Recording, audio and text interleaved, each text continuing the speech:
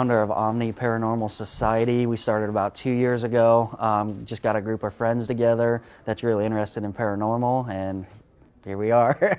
We do a lot. Where are some of the spooky, haunted places, around town? Around town, I would honestly say Fort Atkinson and Fort Calhoun is probably one of the best locations we've ever had experiences at. We've been investigating just outside. It's not inside the buildings per se, outside. About 11 o'clock, we have some apparitions just running all over the place. We've done still photos where we actually enhance the photos, and you can see the guy walking a dog. Well, back in that era, any watchman around that fort, they had a dog, and it matched the exact suit. So it was really neat. It's a really, really active place, and we're hoping to do some ghost tours out there next spring, somewhere around there. So we're working with the state of Nebraska on that. There's a place in Malvern that you guys go to. Tell me about that. Yeah, so Malvern Manor is located in Malvern, Iowa. It's owned by one of my good friends, Josh Hurd. It's been seen on Paranormal Lockdown TV shows, stuff like that. It's an awesome place, like always active. It doesn't matter what time you're there during the day. There's just always some kind of action going on. A lot of times we'll be there during the day. I'll just go to hang out, and you'll just see apparitions just going across the hall. Just a very active place. Probably, I would say, honestly, one of the most active places I've ever been in. I've also done Villisca ex-murder house, and I would say Malvern is more active than that. So yeah, tonight we're doing the trick-or-treat out there from 6 to 7:30 for kids to come out, and it's going to be a good event. Are the kids going to go, all through? Or?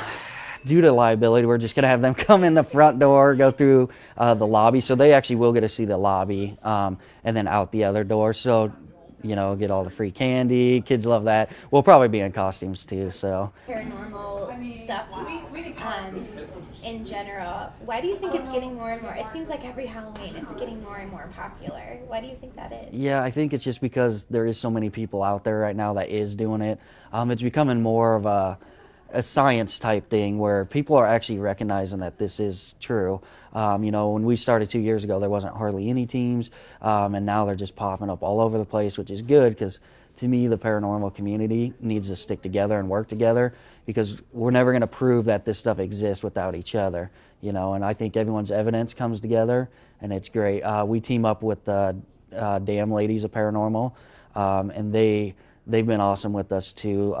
We share a lot of evidence together. They do a lot of residentials where we do historic buildings. So it's kind of one of those where you can take two paranormal teams and kind of mash it on investigations. Our number one thing is to debunk it first, and then hopefully there's a lot of evidence where we can't debunk, but that is the first goal, is to debunk it. A lot of residential people, they do need the help, and that's why we always go in. We don't charge for that stuff because we do know they need help. I mean, the peace of mind to sleep. The handful of places that you had some paranormal activity at? Yeah, so I could probably do my top 5. It's tough, but Ooh, okay. I would say Malvern Manor. I would go with the Grand Theater in Grand Island, Nebraska. Amazing, very active, very unsettling, kind of cool thing. And then I would have to go down and say Fort Atkinson would be my third. Fourth would be the Villisca ex-murder house. A lot of at Villisca, there's not physical evidence, but there's a lot of EVPs that we get from there. Very awesome place. And then the fifth, I would have to say the Klondike Hotel. It's in Manila, Iowa. Amazing hotel too. To me, it's like a portal way of paranormal because the trains used to stop there, and that's where they would stay midway between Chicago and Omaha. So I think it's a very neat place.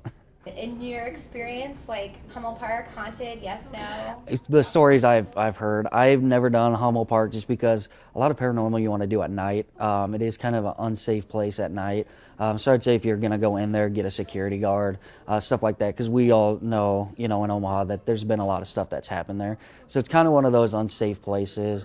I'm that way with any paranormal place. Don't go alone. Always go with somebody else. So, it's just kind of that thing. You never know what's going to happen. A lot of people go under the radar and think, oh, well, that's just my cat, or that's just something there. If you really feel something's there and you're kind of scared by it, reach out to us. We have no problem coming and getting all the evidence that you have. We do that a lot. We'll go in first and see, okay, what is going on, and then we'll go from there. So